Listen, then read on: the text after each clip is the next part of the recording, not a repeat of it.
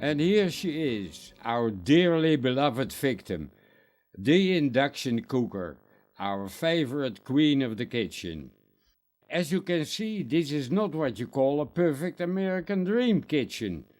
But the great thing is that it's more than a century old. The cooker is placed in the original fireplace with at the back a groutless glazed tile wall. This craftsmanship has long since died out. But sadly enough, tragedy struck. The cooker got damaged. It's a minor crack in the glass facet edge of the cooktop, resting on the wooden kitchen counter. It has to be fixed. It may cut your finger. This very heavy cast iron lady is the culprit. Yeah, you have to blame someone.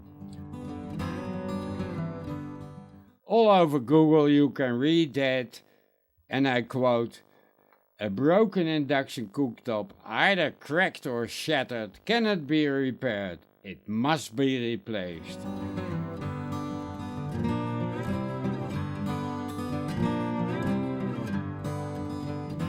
There are dozens of companies that are happy to help you if the worst happens.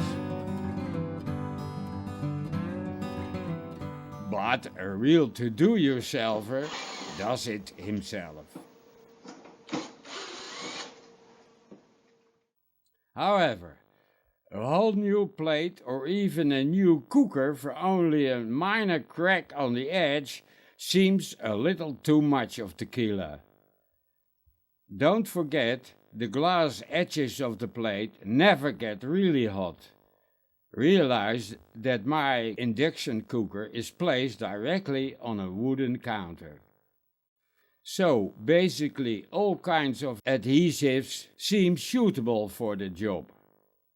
And you know what? 3 years ago I already dealt with a similar crack in the cooker, also caused by the cast iron lady.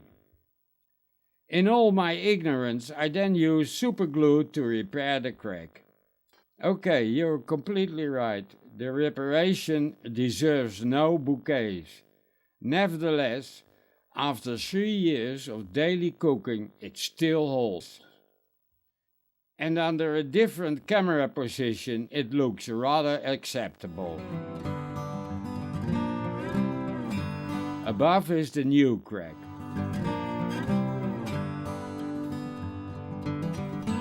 So I decided to fix the new crack in the same manner as before.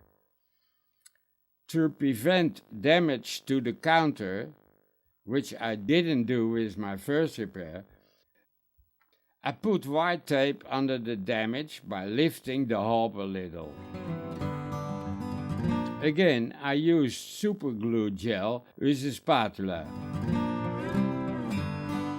A wooden board is pressed against the crack. Then I fill the crack hole with glue.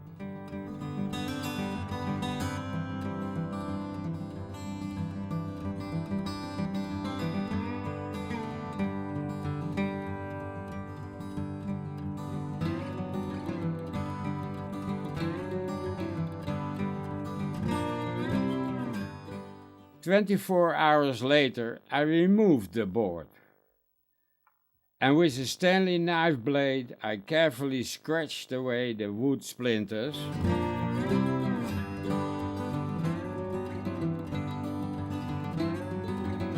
As you might agree, the result is abominable.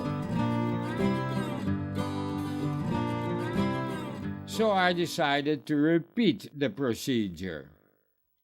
Unfortunately, as often happens, I had no white tape left, but luckily I found some black tape.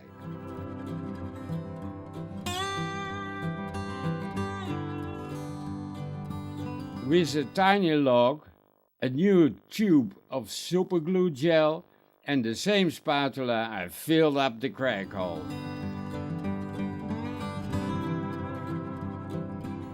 And waited another 24 hours.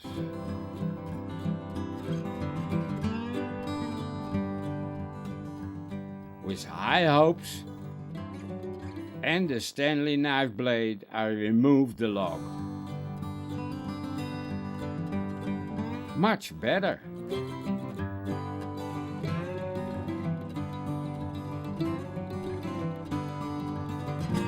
Now the finishing touch, the blackening of the glue. Simple, with a waterproof black permanent marker.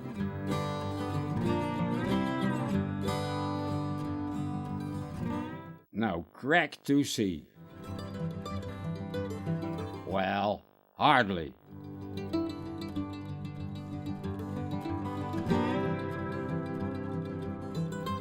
And from a different camera position.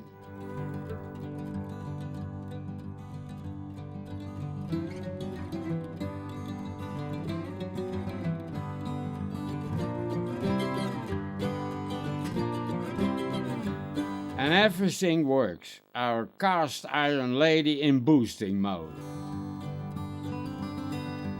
Let me end by giving away a little secret. When I have to buy a new induction cooktop, God forbid, I will consider a cooker finished with a stainless steel edge.